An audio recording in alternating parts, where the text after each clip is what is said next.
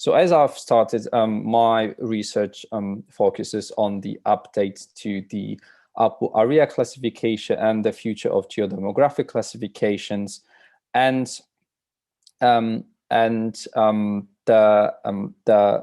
main aim of the research is to actually address issues that we have to face in the creation of the output area classification for 2021 and 2022.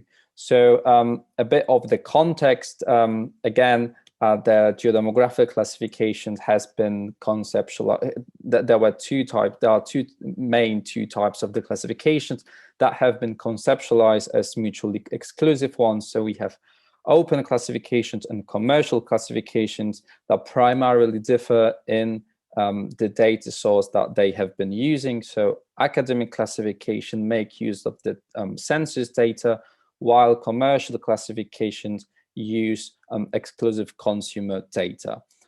As a result of the nature of the data that is employed, the biggest and the most important difference between those classification is the temporal granularity of the classification, whereas open classifications are subject to a poor temporal granularity. So an example of the academic classification we know is the output area classification. It was created in 2013 with the 2011 census data by Dr. Chris Gale. And with the use of k-means clustering, the classification categorized the UK population into 8 supergroups. So the classification has been commonly used in the academia. Nevertheless, there are a few limitations and issues that greatly diminish the reliability of the classification right now. So first of all, there's an issue of temporal granularity and longevity. So as I've said, the classification was developed 3 years after the census data were published, meaning that it was already a reproduction of the past. And now, 10 years after the 2011 census, much has changed in the society, meaning that the picture of the population in 2011 might not represent well the current situation that we have right now. The other issue that we have to face in the 2011 output area classification is the differences between the regions, whereas geodemographic group allocation is relational in a sense that socio-economic features may have different meaning in different parts of the UK. So one of the examples that we commonly use is the definition of the mid-terraced house, which means a different thing in place like Bath or London.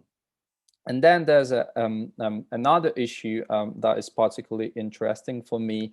It's not directly connected with the 2011 output area classification, but the work produced by Dr. Gale already tried to address the issue of so-called the twilight of the census. Whereas the plans for 2021 census, so the one that we have right now, is that it should be the last one that has taken place in the traditional form. So because of the increasing cost of the census and the decreasing relevance, which is enhanced by the increasing mobility, it is possible that the census that we have experienced this year might be the last one. And similarly, it is highly likely that in this sense, output area classification will experience a significant change, primarily because of the shift in the data source used to create the output area classification with the national coverage. So as a result, it is possible that future classifications will need to turn to alternative data sources in the future, which will greatly change the structure of the classification. We argue that it's not possible to simply replicate the 2011 OAK without facing some challenges. So So first of all, we still need to face the issue of the delays in the output release. So as I've discussed, the census outputs takes time to be released, meaning that the classification is already late. Then we still need to face the issues of increasing population mobility and regional differences. And then there are issues that have arisen in the last year that are a result of the current pandemic. So first of all, there's an issue of census deharmonization, whereas the Scottish census was postponed by a year, meaning that we are unable to create a temporally consistent classification for the entire UK, having data for England, Wales from 2021 and Scottish census data from 2022. In this sense, there are also some aspects of the population that will be greatly distorted because of the pandemic. So, for instance, we need to face the fact that the unemployment might be a bit different than usual. And also there's an issue of international students going abroad when the pandemic started, meaning that they will be underrepresented in the 2021 population enumeration. So for this reason, we argue that we need to provide a reliable and effective alternatives for deriving population estimates and geodemographic analysis. And here we propose a hybrid geodemographic framework, which suggests that with the growth in the abundance of data, combination of different data sources should provide finer spatial temporal granularity. So by combining valuable features of both closed and temporal granularity, both in closed open classification, we should be able to preserve strength of each data source, thus increasing the reliability of the classification. So in this project, we use census 2011 census data and the linked consumer register data to derive population estimate for subsequent years. And as you've heard from Justin's presentation, LCR consists of almost 150 million records of adult individuals that have been recorded in consumer register at least once between 1996 and 2016. So, so the first thing that we did is was to compare population estimate from the linked consumer register, so from the individual level data set with the actual census statistics. So we took a look on London and compared the adult population estimates between the boroughs. So we found out that although the overall coverage for London is close to 100%, the coverage is subject to substantial spatial variability. So in this sense, out of 33 boroughs, there were 8 of them that were subject to overestimation, such as Kensington and Chelsea or Westminster, including major overestimation in City of London. And there were also boroughs that were subject to the underestimation, such as Tower Hamlets, where the coverage ratio between the LCR estimates and census estimates was equal to 86%. The strength of the individual level data that we have from the linked consumer register lies in the fact that we are able to analyze demographic characteristics at the individual level. So in this sense, having we can see here a hypothetical example of the linked consumer register. From forename and surname and address of the individuals, we are able to analyze the structure of the population at the individual level. So by employing, in this sense, by employing a surname classifying algorithm, we can model ethnicity and individual level. So in this sense, we are able to get an understanding of the demographic structure of the neighborhood. And similarly, using the forename classifying algorithm, by modeling the forename, we are able to get a rough understanding of the age group of the individual and their sex. So, once we did that, once we got the information about the simple demographic characteristic of the individuals, we compare the population estimates for each ethnic group to see how they vary. Importantly, we have found out that the estimates vary both by space and ethnic group. So as you can see, white British ethnic group is subject to an overestimation, supposedly due to successful electoral registration. So this particular ethnic group is more likely to be registered on the electoral roll. But also you can notice a very poor result for mixed ethnicity and Black Caribbean ethnic groups, which is not really surprising considering the fact that surname patterns do not apply for individuals of mixed ethnicity simply because they will bear a surname of parents' ethnic group. So you can see how these population estimates are both subject to spatial variability, but also variability which results of a ethnic group.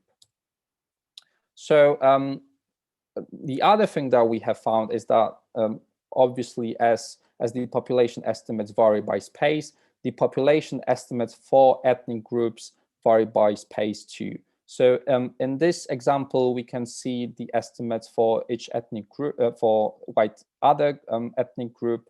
So on the left-hand side, we have a proportion of adults of white other ethnicity according to census. And on the right-hand side, we have a proportion of white other ethnic individuals from the linked consumer register. So we can see that there's an underestimation of white other in East London.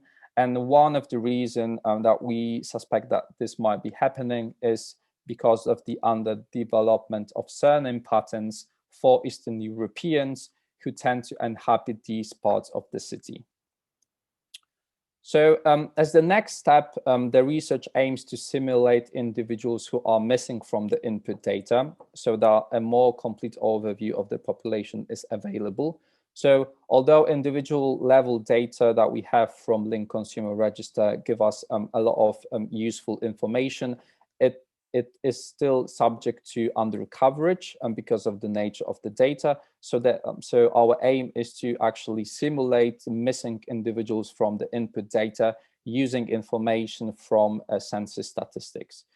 This should improve the temporal and spatial granularity of the estimates. So by supplementing individual level data with individuals missing from the input data, we use information obtained from the aggregated statistics on the entire population, which allows us to shift from aerial to point pattern analysis and analyze the population estimates at more finer spatial granularity.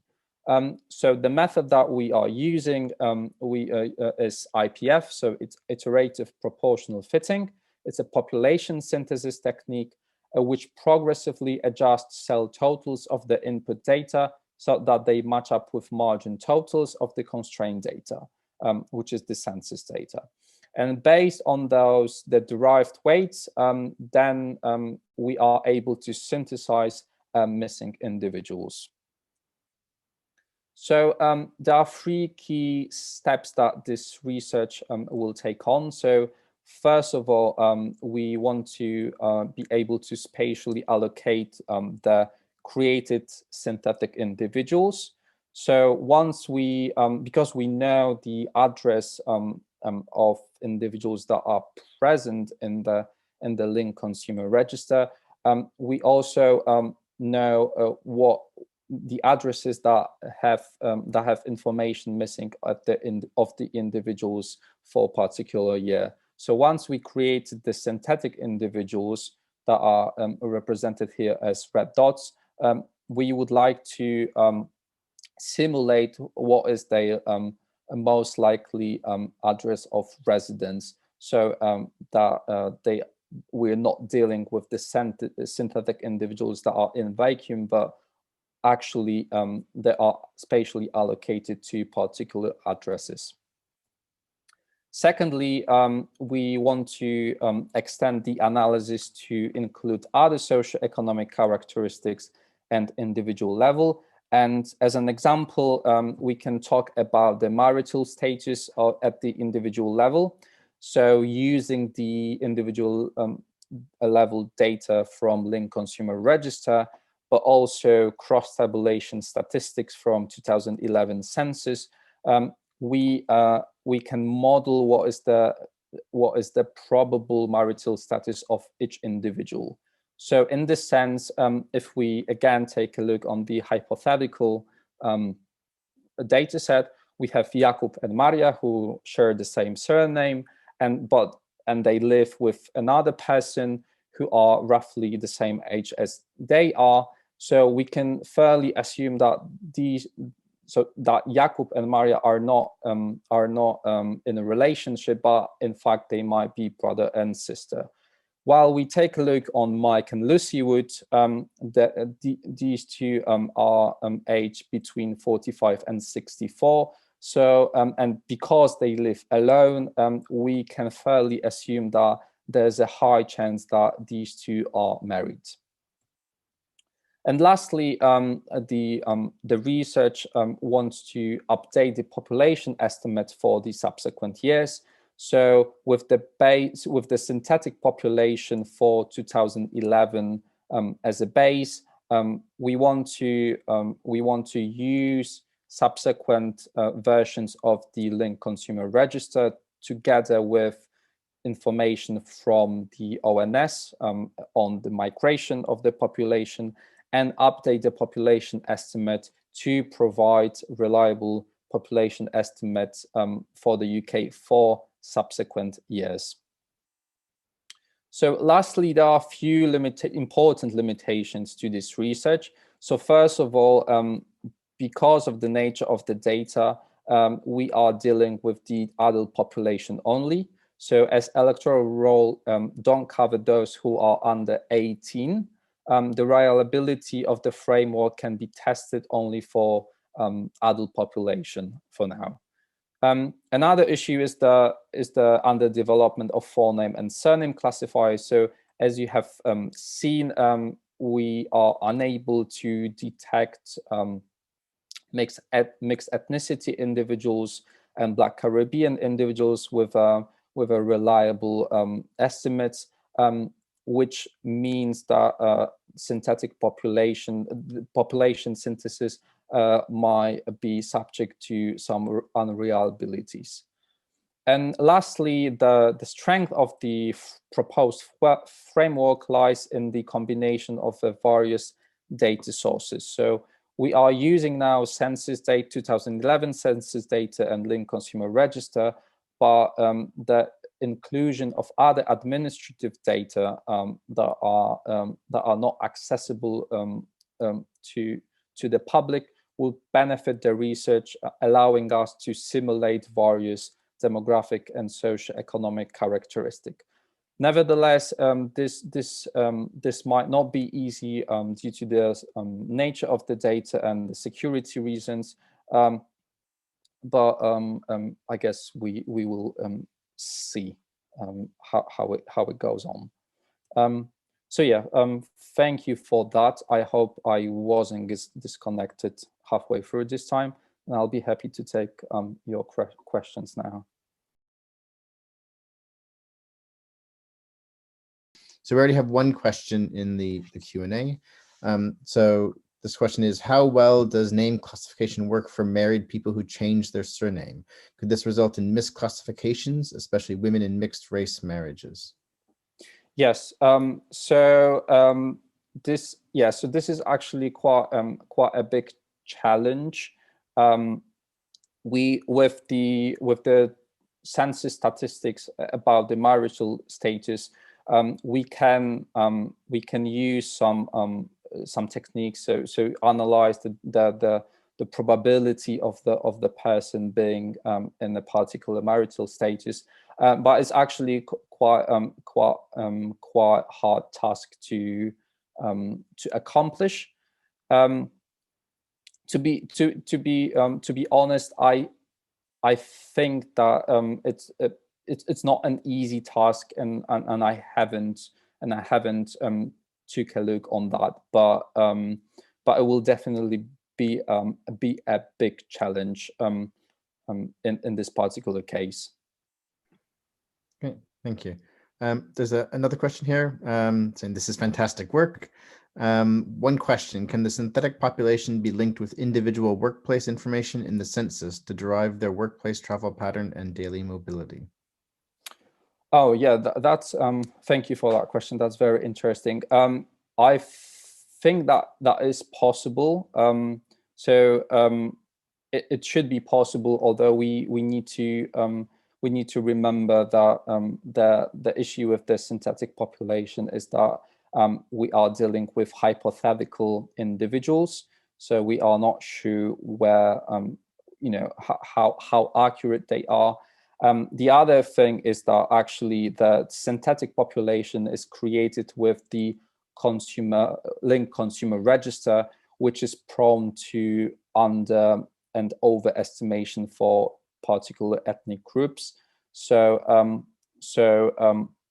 although we are creating individuals, we are creating records at the individual level, it might be possible that actually those synthetic individuals shouldn't be recorded, shouldn't be created, or people recorded in the linked consumer register are in fact duplicated in some kind of way with synthetic individuals. I think that would be possible, although matching individuals with travels, with the home and work location might also be a bit of a challenge. Question from Chris in the chat. Do you think the synthetic population could be used to give a better estimation of deprivation using population groupings and needs than the IMD 2019? That's a good question. Thank you. I think that's possible, although from my understanding, for understanding the multiple deprivation, we would need more socio-economic characteristics that are a bit more developed than those that we have right now and those that we might get information on. I think that would be possible, but the question that we need to face right now in this research is also about the characteristic that we are able to model. So we are able to model marital status, and hopefully we are able to get some information about the more economic features of the individuals. But the issue with modeling or understanding the deprivation and the individual level is how many and how much information do we have, and do we have enough information about the individuals to derive to make some conclusions in regards to the deprivation. There's another question in the Q&A. Do you use any anonymization method to protect an individual's information, for example, name or address? Yes. So first of all, I'll just highlight it again. The examples that we've seen is the hypothetical examples. The only correct name, the only real name here is my name. Yes, so every analysis that we conduct is conducted in the secure environment that we have at CDRC. So in fact, the data do not leave that facility. The analysis is undertaken in the lab and then aggregated at the levels that assure the confidentiality and security of the individuals. So even though we are creating a synthetic population, so the population estimates at the individual level, we are doing this in the closed environment, and we get the aggregated estimates out of the system once we are 100% sure that they do not disclose any sensitive information.